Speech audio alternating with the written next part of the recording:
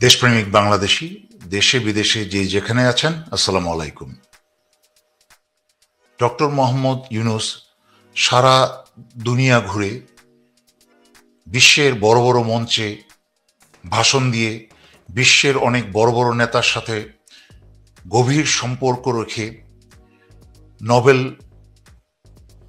পুরস্কার পেয়ে এবং আন্তর্জাতিক সমর্থন পেয়ে ৮৪ বছর বয়সে প্রধান উপদেষ্টা দায়িত্ব গ্রহণ করেছেন। তারপরেও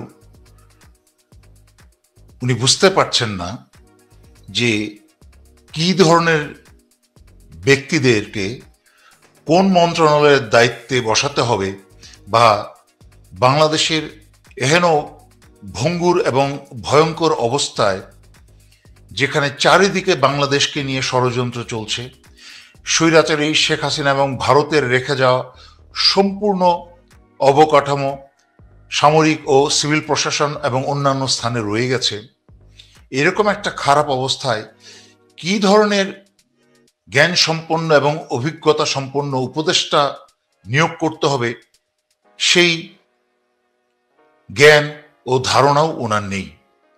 অথচ মাত্র ৪১ বছর বয়সে শহীদ প্রেসিডেন্ট জিয়াউর রহমান প্রেসিডেন্টের দায়িত্ব গ্রহণ করার পরে সমগ্র বাংলাদেশ থেকে বিভিন্ন বিষয়ে সর্বশ্রেষ্ঠ ব্যক্তিকে খুঁজে খুঁজে বের করে এনে অনুরোধ করে তাদেরকে মন্ত্রিত্ব দিয়েছেন দেশের স্বার্থে এবং জনগণের স্বার্থে। কিন্তু প্রফেসর মোহাম্মদ ইউনূসের দুর্বলতার কারণে আজকে দেশের এই করুণ অবস্থা। আর তার কুফল কি হচ্ছে? একটার পর একটা ঘটনা ঘটেই চলেছে। আসিফ নাহিদ বিপ্লবী দায়িত্ব পালন না করে বসে গেছে ৩টা ৪টা ৫টা মন্ত্রণালয় নিয়ে, এবং তাদের মন্ত্রণালয়কেই আজকে ভারত এবং বাংলাদেশের ভিতরে রেখে যাওয়া হাসিনা ও ভারতের যারা দালাল, তারা মিলে মন্ত্রণালয় জ্বালিয়ে দিয়েছে সমস্ত নথিপত্র।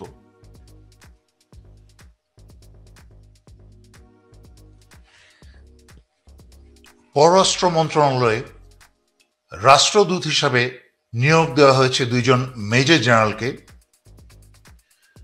মেজর জেনারেল মোহাম্মদ খালেদ আল মামুন এবং major general Mohammad Mahbubur Rashid. Major general Khaled Al Mamun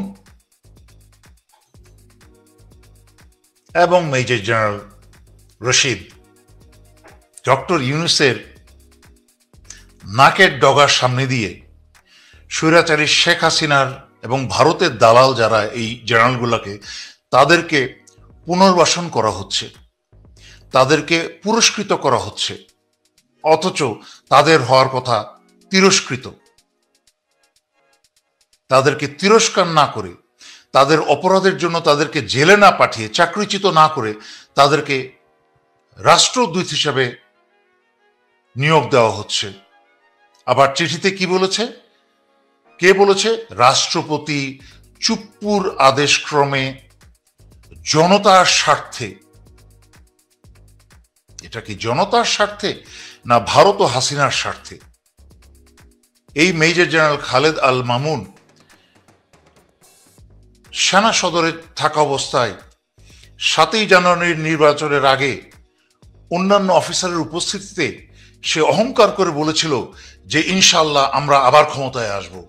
মানে একটা সেনাবাহিনীর ইউনিফর্ম পরে একটা সেনা অফিসার এবং জেনারেল, সে বলতে পারে নিজেকে আওয়ামী লীগের হিসেবে যে ইনশাল্লাহ আওয়ামী লীগ আবার ক্ষমতায় আসবে, এবং নিজেকে সেনা অফিসার হিসাবে না দেখে একটা রাষ্ট্রীয় দায়িত্ব ওয়াদানি করে একটা রাষ্ট্রীয় দায়িত্বে থাকা অবস্থায় সে নিজেকে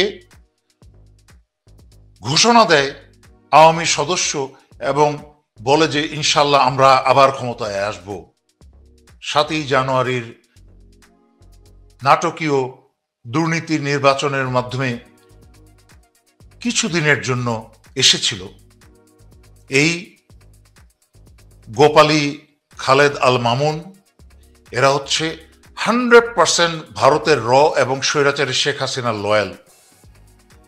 এবং আরেকজন মেজর জেনারেল মাহবুবুর রশিদ, বাংলাদেশের সবাই জানে যে কি করে গোপালগঞ্জে ষড়যন্ত্র করে সেনাবাহিনীর বিরুদ্ধে জনতাকে দাঁড় করিয়েছিল। বাংলাদেশের সেই পরিস্থিতিকে, অস্থিতিশীল পরিস্থিতিকে আরো জটিল এবং অস্থিতিশীল করতে ভারত এবং স্বৈরাচারী হাসিনার সপক্ষে। তাদের তো চাকরিচ্যুত করে জেলে থাকার কথা। কে এবং কারা এদেরকে তিরস্কৃত না করে পুরস্কৃত করছে তা আমরা সকলেই জানি। ডক্টর মোহাম্মদ ইউনূস কি করে মনে করেন যে সশস্ত্র বাহিনী, সিভিল প্রশাসন এবং অন্যান্য স্থান থেকে ভারত এবং স্বৈরাচারী শেখ হাসিনার রেখে যাওয়া অবকাঠামোকে ধ্বংস না করে উনি কোনো প্রকার সংস্কার করতে পারবেন? তার মানে কি দাঁড়ালো? উপদেষ্টা নিয়োগের ক্ষেত্রে উনার কোনো জ্ঞান নেই, এবং সংস্কারের যে পূর্ব শর্ত, যে স্বৈরাচারী শেখ হাসিনার সকল দালালদেরকে এবং ভারতের রয়ের নিয়োগ দেওয়া সকল দালালদেরকে প্রথমে উৎখাত করতে হবে। তাদেরকে উৎখাত না করে বাংলাদেশে কোনো প্রকার সংস্কার সম্ভব নয়। টার্কিয়েতে এরদোয়ানের বিরুদ্ধে যেই ক্রূর চেষ্টা করা হয়েছিল, তারপরে লাখের উপরে সরকারি এবং সামরিক চাকুরিজীবীদেরকে বিতাড়িত করে দেওয়া হয়। তাতে কিন্তু টার্কির সরকার বা প্রশাসন কিন্তু থেমে যায়নি, বন্ধ হয়ে যায়নি, বরং তার চেয়ে আরো শক্তিশালী এবং ভালোভাবে চলেছে। কেন বাংলাদেশ সশস্ত্র বাহিনীর থেকে এবং সিভিল প্রশাসন থেকে যত ব্যুরোক্রেট আছে হাসিনার আমলের, সবাইকে ঢালাওভাবে বের করে দিয়ে অন্যান্য যারা আছে তাদেরকে দিয়ে আস্তে আস্তে প্রশাসনিক সেই দায়িত্ব পালন করা সম্ভব নয়? কেন সম্ভব নয়? উনি তো নোবেল পুরস্কার পেয়েছেন, উনি তো সারা বিশ্বে অনেক ভাষণ দিয়ে বেড়ান এবং অনেক তত্ত্ব এবং নীতি কথা শোনান।